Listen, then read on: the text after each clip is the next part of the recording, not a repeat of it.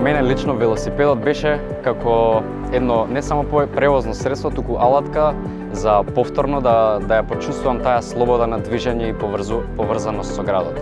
Каде што бевме затворени едно подолго време во еден тесен простор и сето тоа чувство на клаустрофобија одеднаш ки исчезна кога се качев на велосипед и повторно имав секаква слобода да се движам каде сакам без никаков стрес, да бидам ујавен простор со други луѓе, без никаков страв дека ќе се заразам. Такво чувство ми даде и таква некоја слобода ми даде на мобилност и на чувство да можам сегде слободно да се движам. Една од предностите на користење велосипед за време на пандемија беше тоа што го избегнував или не бев изложен на толкав ризик од зараза, затоа што автобусите се полни со луѓе, иако носат маски, сепак си во близок контакт со нив. И од тој ризик, од таа можност да се заразиш, ја бев ослободен. Додека сум на велосипед, сум сам, на чист воздух, на отворен воздух, во отворен простор и го немаше тој ризик за зараза.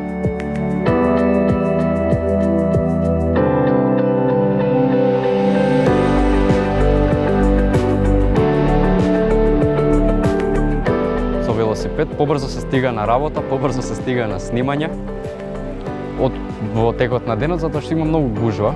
Значи со кола ќе заглавиш, а со велосипед си многу мобилен, иако е малце поопасно.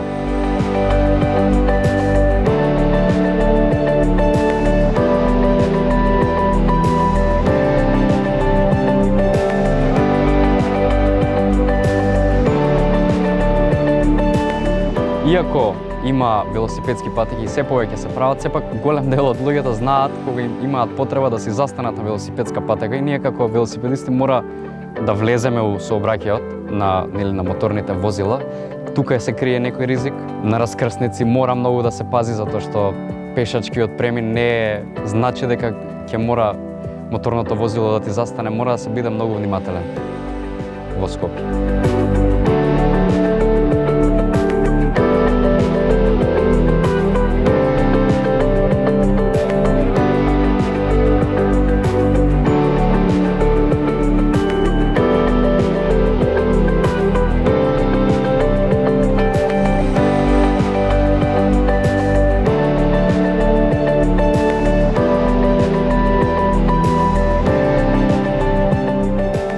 Секако дека велосипедот ми влијае многу позитивно за моето физичко здравје.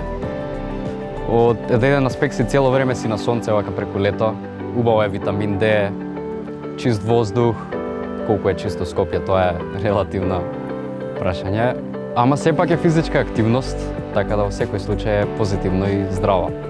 Треба сите да го практикуваат.